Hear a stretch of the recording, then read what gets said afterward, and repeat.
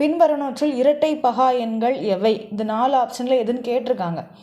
இரட்டை பகா எண்கள்லாம் இரட்டை எண்ணுன்னா 2, 4, 6 அந்த மாதிரி தான் மீனிங், அப்படி கிடையாது.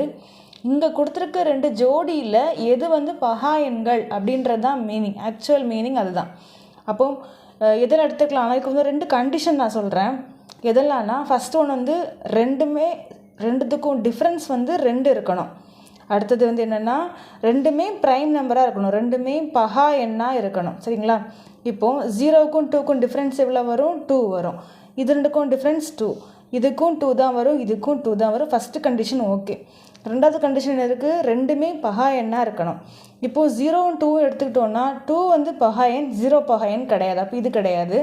21, 23 எடுத்துகிட்டோன்னா 23 பகா எண், 21 பகா எண் கிடையாது. 1, 3லேயுமே 3 பகா எண், 1 பகா எண் கிடையாது.